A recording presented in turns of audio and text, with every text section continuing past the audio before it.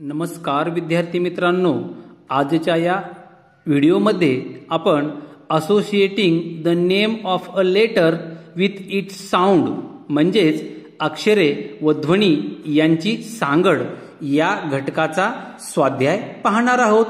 चला तर विद्यार्थी मित्रांनो, मग आपण आजच्या या आपल्या स्वाध्यायाला सुरुवात करूयात। स्वाध्यायामधील प्रश्न क्रमांक 1 असा आहे, find the English letter hidden in the given picture म्हणजेच दिलेल्या चित्रात दडलेले इंग्रजी अक्षर शोधा। पहा, आपल्या समोर एक कपाचं चित्र त्यांनी दिलेलं आहे।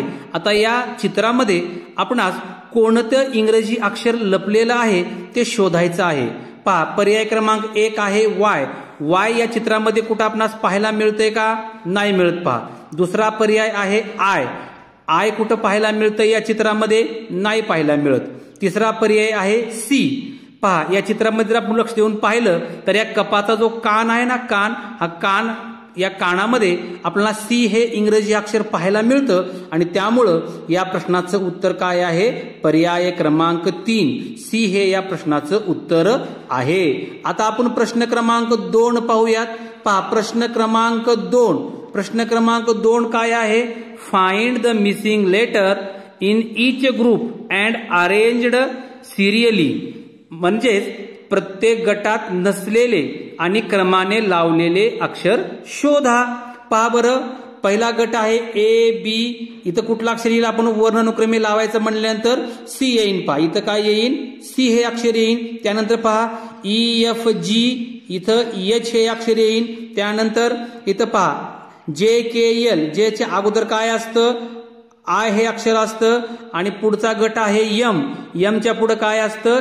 एन ओ पी ही अक्षरे येतील। म्हणजेच पहा, इथं कुठली अक्षरे येतील? पहा बरं, सी एच आय आणि एन।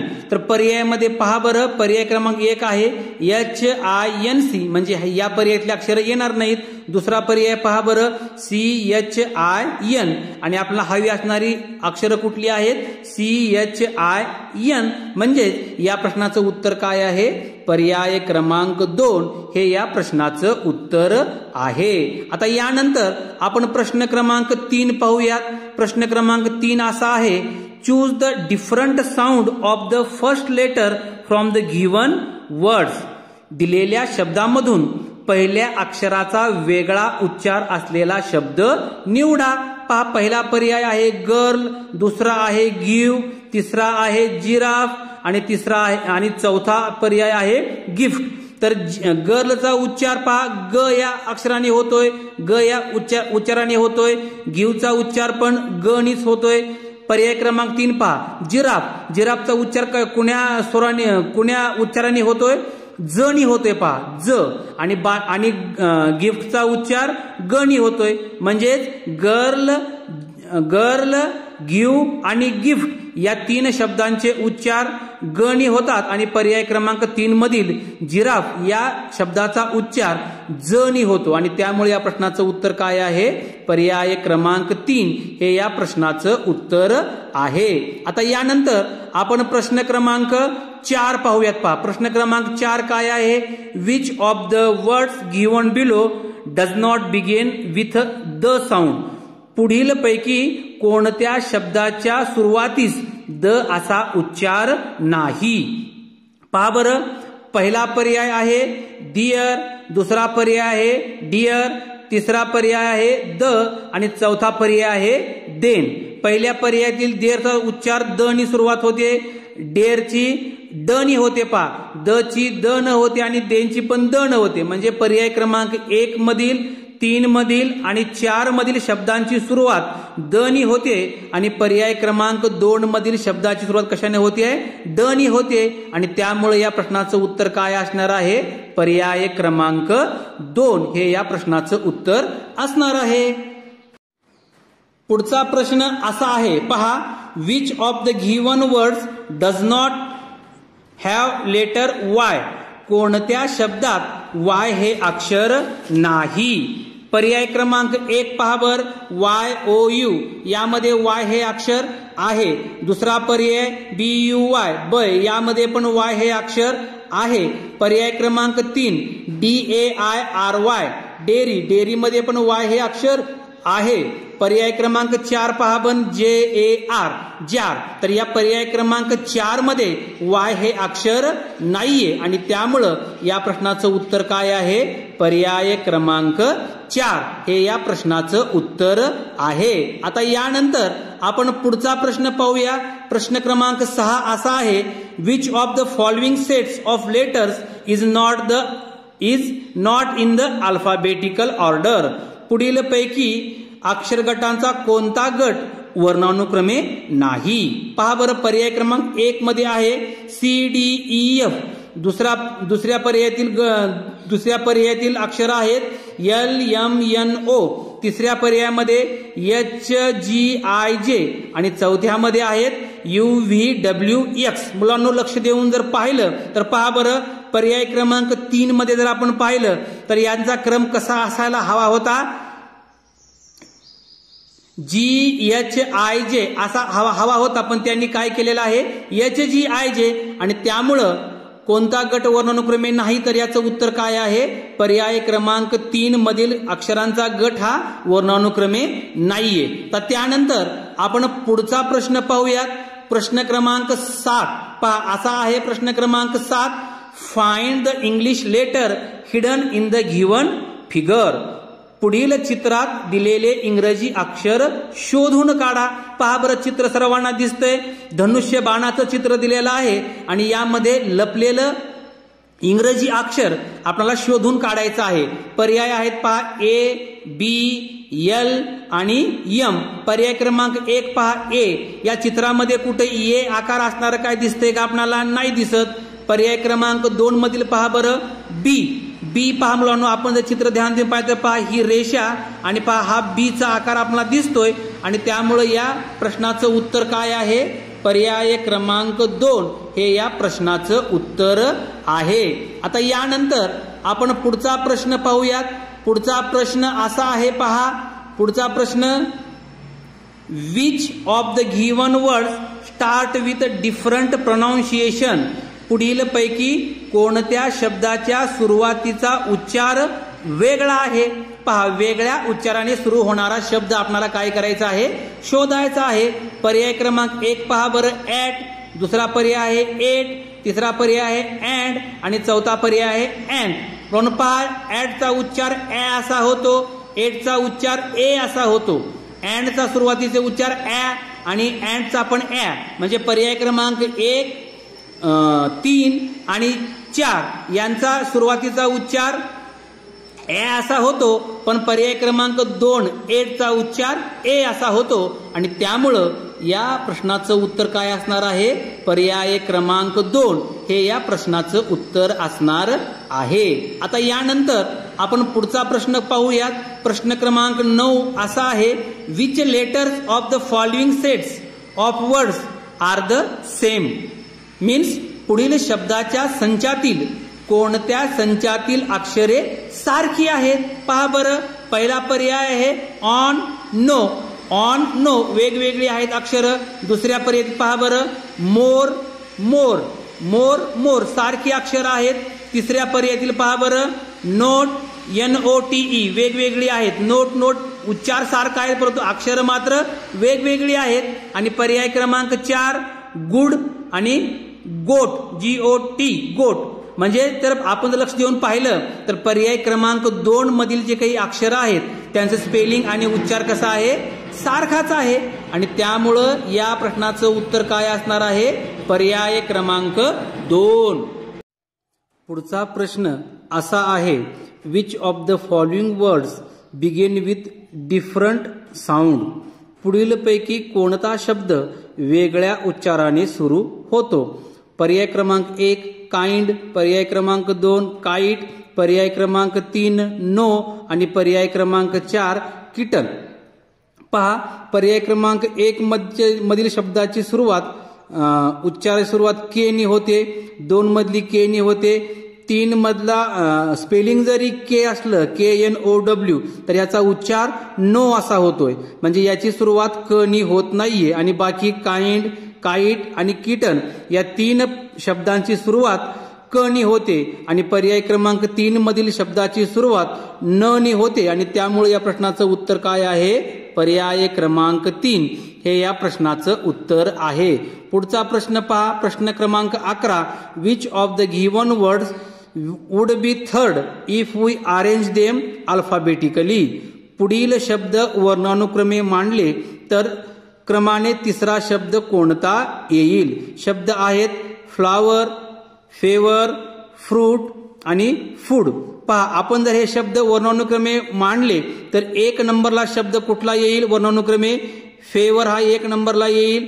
त्यानंतर फेवर नंतर FL फ्लावर हा शब्द 2 नंबरला येईल आणि 3 नंबरला शब्द कुठला येईल?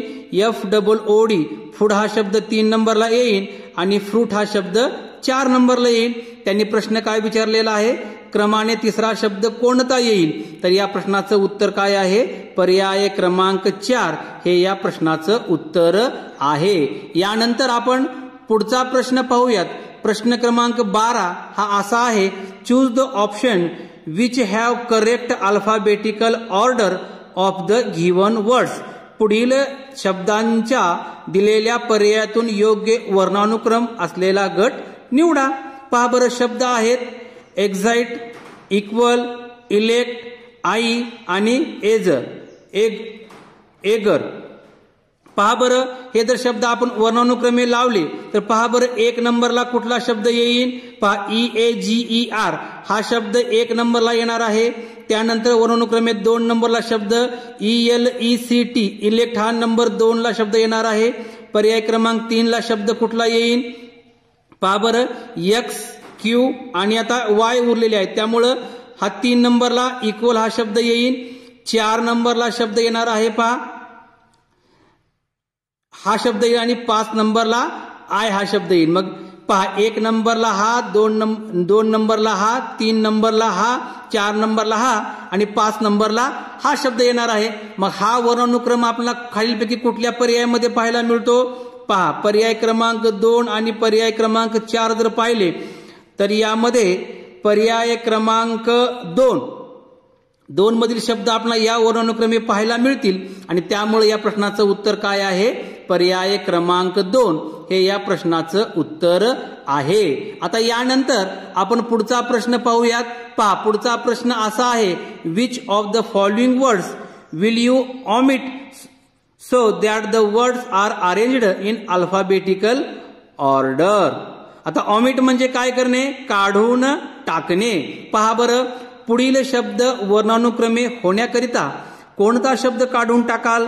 अशा प्रकारचा प्रश्न आहे. पहा बरं, शब्द आहेत brain, bridge, brief, bream, broad, bread, brown आणि ब्रश. पहा मुलांनो, याचा क्रम जर पाहिला तर पहा सुरुवात बी नी आहे, त्यानंतरचं पुढचं अक्षर पहा आर आहे. आर आर आर सर्व ठिकाणी आर आहे. त्यानंतर पहा बरं I I I O E. पहा मुलांनो, ई आलेला पाहिजे, म्हणजे ई नाही याला पाहिजे होतं, पण हा शब्द इथं काय आहे? वर्णानुक्रमे योग्य शब्द नाहीये आणि आपण जर हा शब्द काढला तर हे सर्व शब्द कसे होतील? वर्णानुक्रमे होतील. आणि याचं ब्रेड हे आपल्याला कुठल्या पर्यायामध्ये पाहायला मिळतं? पहा बरं, पर्याय क्रमांक 3. म्हणजेच पर्याय क्रमांक 3 मध्ये जर आपण शब्द काढला तर हे सर्व कसे होतील? सर्व शब्द वर्णानुक्रमे होतील आणि त्यामुळे या प्रश्नाचं उत्तर आहे पर्याय क्रमांक 3. पुढचा प्रश्न असा आहे, where will you use the word fall in the following list to arrange it in alphabetical order. योग्य वर्णानुक्रम साधण्याकरिता पुढील शब्दांच्या यादीत फॉल हा शब्द कोठे वापराल? पहा खाली शब्द आहेत बॉल, कॉल, स्मॉल आणि टॉल. पहा यामध्ये आपल्याला फॉल हा शब्द अशा ठिकाणी इन्सर्ट करायचा आहे की सर्व शब्द कसे होतील? वर्णानुक्रमे होतील. पहा बरं, बी आहे, सी आहे, आता पुढे यस आहे, म्हणजे ह्या कॉल आणि स्मॉल या दोन शब्दांच्या मध्ये आपल्याला काय करावं लागेल, फॉल हा शब्द इन्सर्ट करावा लागेल किंवा हा शब्द इथं लिहावा लागेल. पहा मग याला काय म्हणता येईल, एकतर आफ्टर कॉल म्हणता येईल किंवा बिफोर स्मॉल म्हणता येईल. आता आपण पर्याय पाहूयात बघा. बिफोर कॉल, कॉलच्या पूर्वी इन्सर्ट करता येईल का, नाही. आफ्टर स्मॉल, स्मॉलच्या नंतर करता येईल का, बिफोर स्मॉल म्हणजे स्मॉलच्या अगोदर. तर हा पर्याय बरोबर आहे. म्हणजे आपणाला स्मॉल या शब्दाच्या अगोदर हा फॉल हा शब्द इथं इन्सर्ट करावा लागेल. म्हणजे हे सर्व शब्द कसे होतील, वर्णानुक्रमे होतील. आणि त्यामुळे या प्रश्नाचं उत्तर काय आहे, पर्याय क्रमांक 3 हे या प्रश्नाचं उत्तर आहे. त्यानंतर पुढचा प्रश्न पहा. Which of the given words has different pronunciation of vowel U. U या स्वराचा वेगळा उच्चार असलेला शब्द कोणता. पर्याय आहेत पहा, सन, हट, पुट, टब. तर यामध्ये पहा, या सन, हट आणि टब या 3 पर्यायामध्ये यूचा उच्चार अ असा होतोय आणि पुट या पर्यायातील यूचा उच्चार उ असा होतो. आणि त्यामुळं या प्रश्नाचं उत्तर काय आहे, पर्याय क्रमांक 3. यानंतर पुढचा प्रश्न असा आहे, प्रश्न क्रमांक 16. Which of the given words should begin with a capital letter. पुढील पैकी कोणता शब्द कॅपिटल अक्षराने सुरू व्हायला हवा. पर्याय क्रमांक 1 रत्नागिरी, पर्याय क्रमांक 2 मँगो, पर्याय क्रमांक 3 पॅरट आणि पर्याय क्रमांक 4 झेब्रा. विद्यार्थी मित्रांनो, एक गोष्ट आपणाला माहिती आहे, कोणत्याही गावाच्या नावाची सुरुवात ही कॅपिटल अक्षराने होत असते. आणि पर्याय क्रमांक 1 मधील रत्नागिरी हे गावचं किंवा जिल्ह्याचं नाव आहे. आणि त्यामुळं या प्रश्नाचं उत्तर काय आहे, पर्याय क्रमांक 1. या पर्याय क्रमांक 1 मधील शब्दाची रत्नागिरी या गावची सुरुवात कॅपिटल अक्षराने व्हायला हवी.